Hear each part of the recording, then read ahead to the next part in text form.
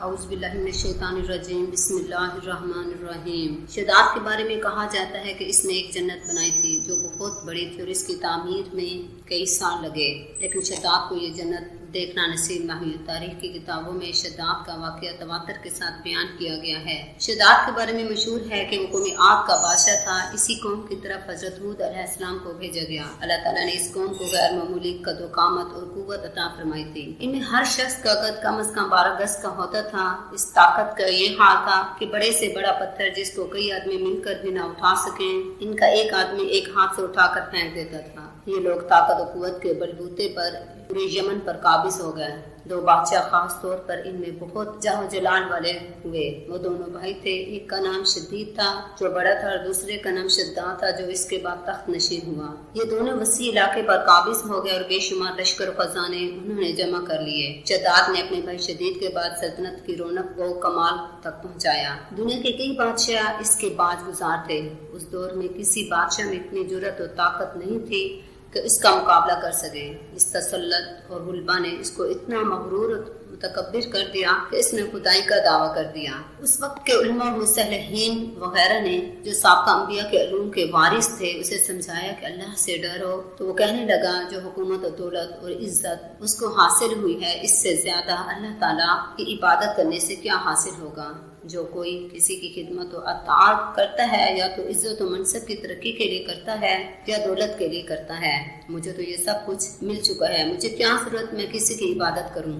سمجھانے والوں نے شداد کو یہ بھی سمجھایا کہ یہ حکومت، یہ دولت، یہ فانی ہے، جبکہ اللہ کی اطاعت میں اخروی نجات ہے اور جنت کا حصول ہے جو دنیا کی ہر دولت سے بہتر اور زیادہ قیمتی ہے۔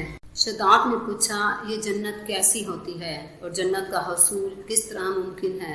جنت کی تعریف اور اس کی خوبی بتاؤ۔ نصیحت کرنے والوں نے جنت کی وہ صفات جو انبیاء کرام کے تعلیمات کے ذریعے ان کو معلوم ہوئی تھی اس کے سامنے بیان کی۔ اس نے کہا مجھے اس جنت کی ضرورت نہیں، ایسی جنت تو میں خود دنیا میں ہی بنا سکتا ہوں۔ اس دن سے شداد کی مسلسل یہ کوشش رہی کہ وہ ایک ایسا شہر تعمیر کرائے جو ہر لحاظ سے جنت جیسا ہو۔ اس نے اپنے بھانجے زحاق کو جو ایران کا حاکم تھا کہلا بھیجا کہ جتنا سونا چاندی تمہارے پاس جمع ہے وہ فوراً میرے پاس بھیج دو۔ زحاق نے ایسا ہی کیا۔ شداد نے پورے ملک میں اپنے کارندے روانہ کیے جو بڑی مقدار میں سونا چاندی جمع کر کے لائے۔ شداد نے جنت بنانے کے لیے ملک شام میں ایک صحت افزا مقام کا انتخاب کیا اور ماہر معماروں کے ذریعے وہاں ایک مضبوط اور مستحکم تسیل تعمیر کرائی۔ اس کے اندر سونے اور چاندی کا محل تعمیر کرایا اور اس کی دیواروں کو قیمتی جواہر سے سجایا۔ اس نے شہر کے وسط میں ایک ایسی نہر بنوائی جس کے پانی میں سنگریزوں کی بجائے ہیرے جواہرات بہتے تھے۔ سونے کے ایسے درخت لگوائے جن کی خوشبو مشک و عنبر بھرا گیا تھا۔ جب ہوا چلتی تو مشک و عنبر کی خوشبو پورے شہر میں پھیل جاتی۔ بیان کیا جاتا ہے کہ شداد نے محل کے چاروں طرف سونوں کی اینٹوں سے 12,000 کمرے تعمیر کرائے اور ہر کمرے کو یاقوت اور ہیرے جواہرات سے مزین کیا اور اطراف و جوانب سے خوبصورت اور جوان عورتوں کو وہاں لایا گیا۔ یہ عظیم الشان جنت نما شہر 300 یا 500 سال میں مکمل ہوا۔ خود کہا جاتا ہے کہ شداد کی عمر 900 برس تھی۔ جنت مکمل ہونے کے بعد شداد کو اس کی تکمیل کی اطلاع دی گئی۔ اطلاع ملتے ہی شداد بہت بڑے لشکر لے کر اپنی جنت کی جانب روانہ ہو گیا۔ ابھی شہر سے ایک منزل کے فاصلے پر تھا کہ اس نے ایک ہرن دیکھا جس کے پاؤں چاندی اور سینگ سونے کے تھے۔ ہرن کو دیکھ کر وہ لالچ میں آ گیا اور اسے پکڑنے کے لیے اس کے پیچھے اپنا گھوڑا لگا دیا۔ بھاگتے بھاگتے وہ اپنے لشکر سے جدا ہو گیا۔ اس نے شداد کو پکار کر کہا شداد تو نے عالیشان محل تعمیر کر کے یہ سمجھ لیا ہے کہ اب تو موت کے پنجے سے بھی آزاد ہو چکا ہے۔ یہ سن کر شداد زور سے کانپنے لگا اور اس نے پوچھا تو کون ہے؟ اس نے جواب دیا میں مالک الموت ہوں۔ شداد نے کہا اس